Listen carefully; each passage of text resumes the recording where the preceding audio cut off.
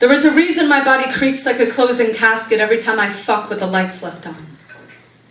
It is the same reason my friend sets fire to photographs of birds and follows the smoke with pleading eyes. We both had years when the phoenix didn't rise, when we slept in beds of cindered feathers and held hollow ashen beaks the way other kids hold ice cream cones. I sucked the bones of a songbird's rotting wing, and you think your pills are going to fix me, doctor. You think I'm going to chase this down with water. The shame as loud as his next girl's nightmares. I tied my tongue like a ribbon in my baby sister's hair, like a bow around a gift I gave to my mother and father, and my silence equaled every Christmas morning, where we were still happy and grateful, but my silence was also his next girl's eyes, falling like timber when no one chose to hear, her roots ripped up, her ground eroding to the din of an old man's zipper. 20 years later, I wake in damp sheets, my body trembling to the ghost of her voice, cracking like a frozen lake, and I don't even know her name. Never saw her face.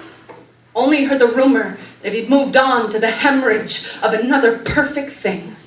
And now here, I sing through cinder, through microphones raised like white flags in war zones, through poems I have dug from my throat like fishing hooks. From here, I look back at my voice lowered to half-mast, how he must have stood there with his dirty hand on his dirty heart, laughing like a broken levee, as his next girl woke with body bags beneath her eyes and enough shame in her gut to give the hurricane her own name. If I could see her face, if I could face the eye of her storm, how would I ever tell her that I speak for a living?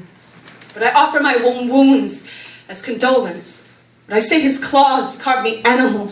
But I say at 14 years old, I threw my bloody fists into my boyfriend's face till his eyes fell shut and his tears turned crimson and his jaw cracked till I was finally convinced his hands were not every man's hands. But I tell her I've stood beneath street lamps, waiting for the swarming flies to identify my body as carcass, to swallow every cell of salt and leave nothing behind but the trellis of my untouched bones. I remember the fault lines in the corners of his eyes, the way he shook hands with my father, the look on his face beneath the swollen sun. Even his shadow looked guilty. The concrete made crime scene by his touch. Would I tell her this? Would I ask if she has ever outlined her own body in chalk? Is there yellow tape in your top dresser drawer for those nights when their true love's kiss is an anthem to a dead country, and you find yourself with rope burns around your neck, begging the bodies of strangers to not respect you in the morning? In the morning, I shovel my blood from the white snow. I wipe my frantic breath from the window, and I bind my breast so that something will hold my breath so tight that even the air in my lungs could be identified as woman.